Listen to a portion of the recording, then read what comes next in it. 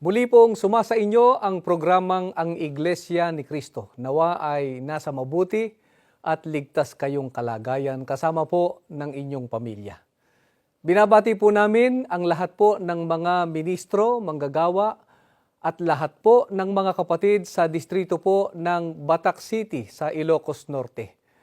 Maligayang panonood po mga kapatid. Mga kaibigan, sana po ay samahan ninyo kami sa kabuuan ng episode na ito. Ang mga tao po na naniniwala sa Panginoon Diyos ay kumbinsido na mahalaga na ang tao ay kumilala at maglingkod sa Panginoon Diyos. Kaya nga sila po ay mayroong relihiyon na kinabibilangan. Ang karaniwan po nilang paniniwala ay kahit anong relihiyon ang kinaaniban ng tao ay sapat na yon upang pahalagahan ng Panginoon Diyos ang paglilingkod at tamasahin nila ang kanyang mga pangako. Ang hindi po alam ng maraming tao ay mayroong itinuturing ang Panginoon Diyos na kanyang bayan, na pinaglalaanan po niya ng kanyang mga pangako. Ano po ang katunayan na sa panahon natin ay may itinuturing ang Panginoon Diyos na kanyang bayan?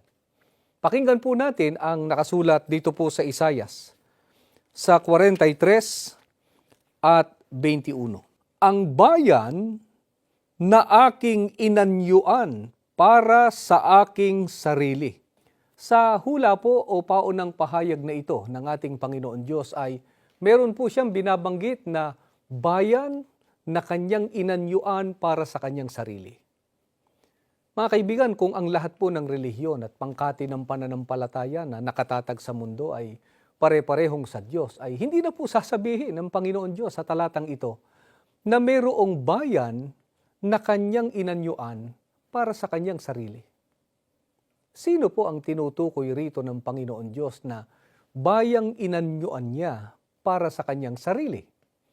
Ang binasa po natin kanina ay Isaias 43:21. Ang babasahin naman po natin, mga kaibigan, ay Isaias 43:5 hanggang 6. Huwag kang matakot sapagkat ako'y kasama mo.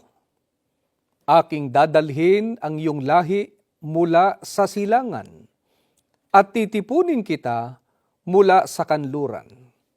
Aking sasabihin sa hilaga, bayaan mo sila, at sa timog, huwag mo silang pigilin. Dalhin mo rito ang aking mga anak na lalaki na mula sa malayo at ang aking mga anak na babae na mula sa mga wakas ng lupa. Ang bayan po na inanyuan ng Panginoon Diyos para sa kanyang sarili ay ang kanya rin pong mga anak na lalaki at babae mula sa malayo, sa silangan o malayong silangan. Yan po'y mababasa sa Isaias 43:5 at ang panahon po ng pagtawag sa kanila ng ating Panginoon Diyos, ayon din po sa hula ng Biblia, ay mga wakas ng lupa. Alin po ang kinatuparan ng malayong silangan na dakong pagmumulan ng mga anak ng Panginoon Diyos? Ang Pilipinas po. Pinatutunayan po sa aklat kasaysayan na ang Pilipinas ay nasa malayong silangan. Yan po'y mababasa sa Asia and the Philippines sa pahina 169. Alin naman po ang tinutukoy na mga wakas ng lupa? Tumutukoy po ito sa panahong malapit na ang wakas, na ang isa po sa mga palatandaang ibinigay ng ating Panginoong Jesucristo ay ang digmaang aalingaw-ngaw. Nakasulat po yan sa Mateo 24:6, na ang katuparan po, mga kaibigan, ay ang unang digmaang pandaigdig na sumiklab noon pong Hulyo 27, 1914. Kaya, sino po ang hinula ang mga anak ng Diyos na kabilang po sa kanyang bayan na magmumula sa Pilipinas noong 1914? Ang Iglesia ni Cristo po na ipinangaral ng kapatid na Felix Manalo at narehistro sa gobyerno sa Pilipinas noon ding Hulyo 27, 1914. Ito po ang iglesia na naglilingkod po sa inyo ngayon sa programang ito. Bakit po mahalaga na ang tao ay mapabilang sa bayan ng Panginoon Diyos? Pakinggan po natin ang pahayag dito po sa awit. Sa 3 at 8 ay ganito po ang pahayag. Si Yahweh ang nagbibigay ng tagumpay. Pagpalain mo nawa ang iyong bayan. Napansin po ba ninyo mga kaibigan? Ang sabi po sa Biblia, pagpalain mo nawa ang iyong bayan. Kaya ang mga kabilang po sa bayan ng ating Panginoon Diyos ay pinaglalaanan po niya ng kanyang mga pagpapala. Paano po matutupad ang pangakong pagpapala ng Panginoon Diyos sa kanyang bayan sa panahong ito ng malubhang kahirapan? Pakinggan po natin ang nakasulat po dito po sa Isaias sa 65 at 13 ay ganito po ang ating mababasa. Kaya't ganito ang sabi ng Panginoon Diyos. Narito, ang aking mga lingkod ay magsisikain, ngunit kayo'y mga gugutom. Narito ang aking mga lingkod ay magsisiinom, ngunit kayo'y mga uuhaw. Narito mga gagalak ang aking mga lingkod, ngunit kayo'y mga papahiya. Tiniyak po ng Panginoon Diyos na kung ang ibang mga tao ay magugutom, mauuhaw, at mga papahiya, ang kanya namang mga lingkod na mga kabilang po sa kanyang bayan ay magsisikain, magsisiinom, at mga gagalak. Napansin po ba ninyo, mga kaibigan, kung gaano kahalaga sa buhay pa lamang na ito, na ang tao po ay nasa loob ng bayan ng ating Panginoon Diyos? Kung makaranas man po sila ngayon ng iba't ibang mga suliranin dahil narito pa nga po sa mundo, gayon man ay meron pong maaasahan silang tulong at pagpapala na mula po sa ating Panginoon Diyos. Ano pa po ang malaking pagkakaiba ng nasa bayan ng Panginoon Diyos at ng hindi kabilang sa kanyang bayan?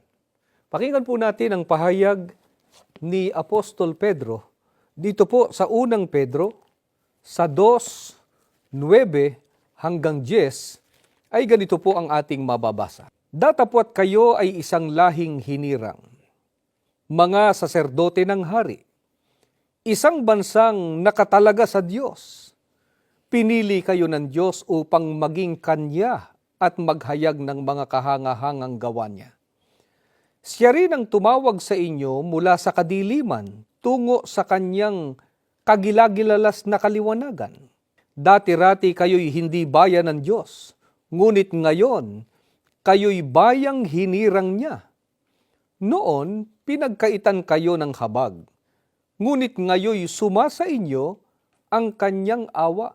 Mga kaibigan, ayon po kay Apostol Pedro, ang mga taong hindi kabilang sa bayan ng Panginoon Diyos ay pinagkaitan ng habag ng Panginoon Diyos. Samantalang ang mga kabilang sa bayan ng Panginoon Diyos ay tumanggap ng awa ng ating Panginoon Diyos. At ano po ang isa sa mga dakilang awa at habag ng Panginoon Diyos na natamo ng mga kabilang po sa kanyang bayan? Pakinggan po natin ang nakasulat dito po sa Efeso. Sa 2:4 hanggang 5.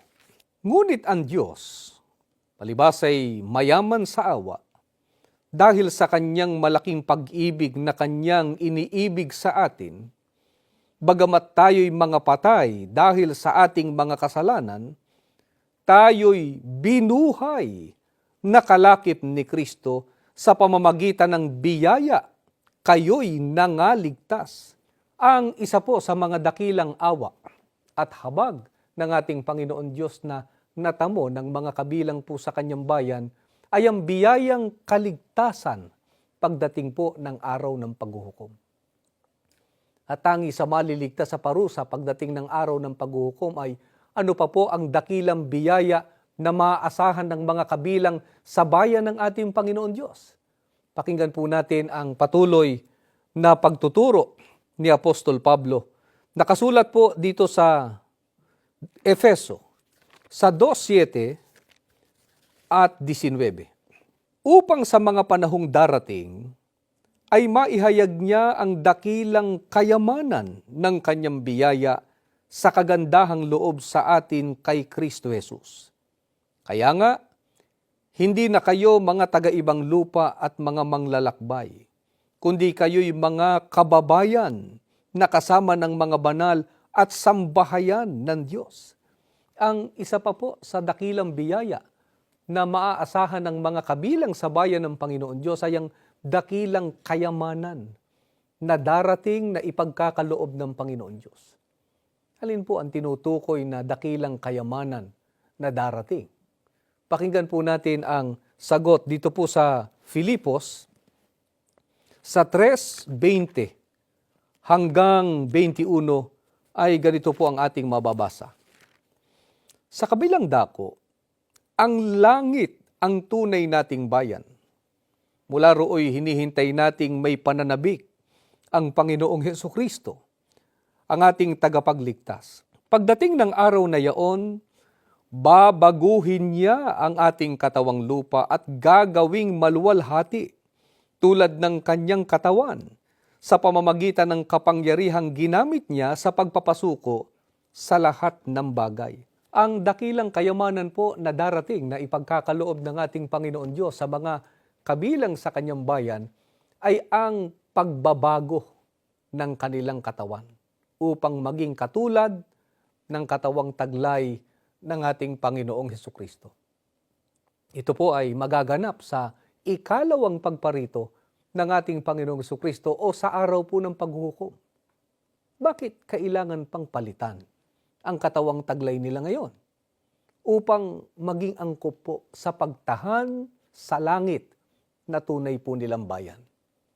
Subalit, mga kaibigan, sapat kaya na ang tao ay mapabilang sa bayan ng Panginoon Diyos para tamasahin ang mga biyaya at pagpapalang ipinangako ng Panginoon Diyos?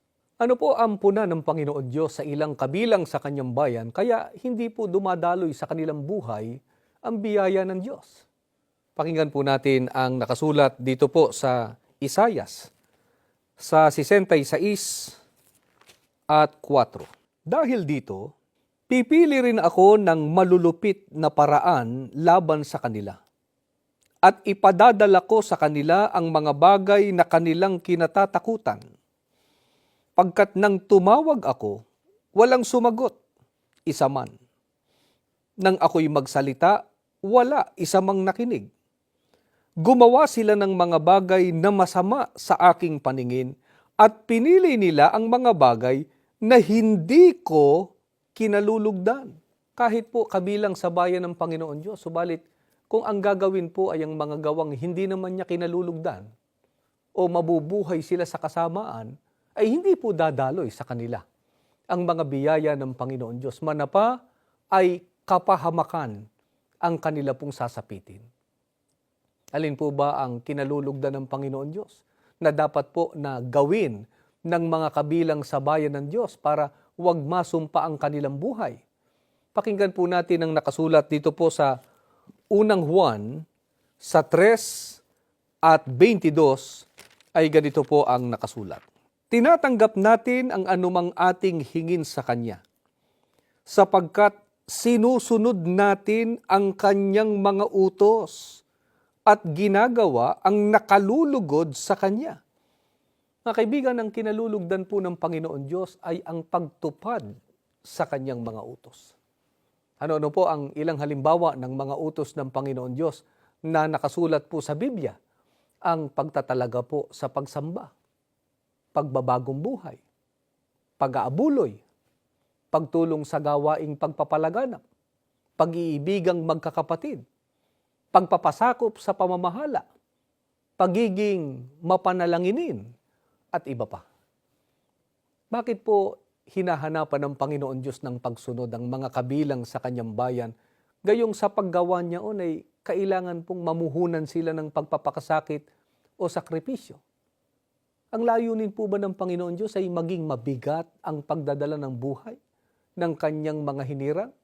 Pakinggan po natin ang nakasulat dito po sa Deuteronomio sa 28, 1 hanggang 2 at 15 hanggang 17, ganito po ang ating mababasa. Kapag dininig ninyo ang tinig ni Yahweh at sinunod ang kanyang kautusan, ibabantog niya kayo sa gitna ng mga bansa. Magaganap nga sa inyo ang mga pagpapalang ito kung susundin ninyo ang kanyang mga utos. Sa kabilang dako, kung hindi ninyo didinggin ang tinig niya at hindi susundin ang kanyang mga utos at mga tuntunin, mangyayari sa inyo ang mga sumpang ito. Hindi niya kayo pagpapalain kahit saan kayo magpunta. Susumpain niya ang inyong mga tanim at ang inihahanda ninyong pagkain.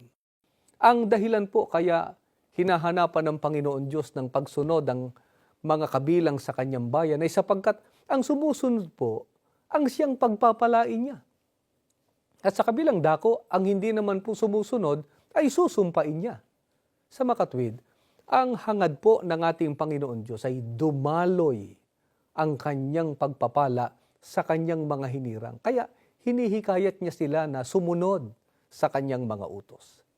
Ito po ang dahilan, mga kaibigan, kaya sa kabila ng matitinding kalamidad, kaguluhan, kahirapan at lumalaganap na karamdaman, ay patuloy po na hinihikayat ng aming tagapamahalang pangkalahatan ng kapatid na Eduardo V. Manalo ang lahat ng mga kapatid sa iglesia na patuloy pong sumunod sa mga utos ng Panginoon Diyos. Sapagkat ito po ang susi upang mabuksan sa mga hinirang ang pintuan ng pagpapala ng Panginoon Diyos.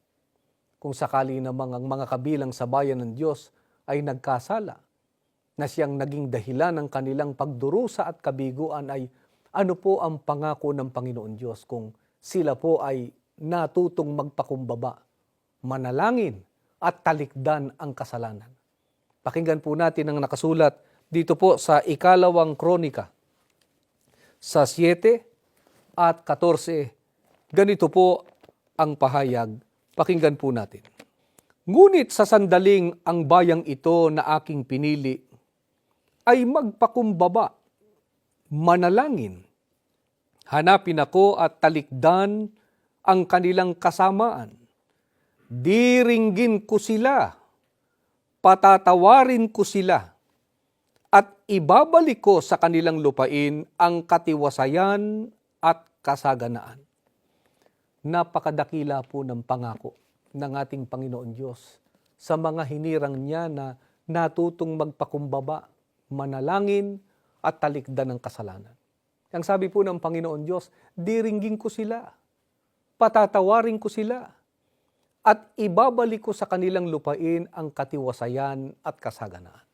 Subalit, tandaan po natin na ang pangakong ito ay para lamang sa mga taong nasa loob ng bayan ng ating Panginoon Diyos. Ito po ang dahilan, mga kaibigan, kaya ang lahat po ng mga kaanib sa Iglesia ni Cristo ay inaakay ng aming tagapamahalang pangkalahatan na isagawa ang puspusang pagbabagong buhay upang makaasa sa pangakong pagpapala ng Panginoon Diyos. Hindi lamang po sa buhay na ito, kundi higit sa lahat ay magtamo ng kaligtasan at buhay na walang hanggan pagdating po ng araw ng paghuhukom.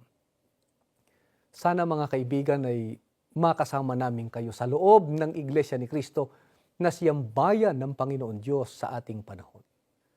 Naway sama-sama po nating tamasahin ang pag-iingat at pagpapala ng Panginoon Diyos at higit sa lahat ay tamuhin po natin ang pangakong kaligtasan pagdating ng araw ng paghuhukom. Marami pong salamat sa ginawa po ninyong pagsubaybay. Samahan po ninyo kami sa isang panalangin.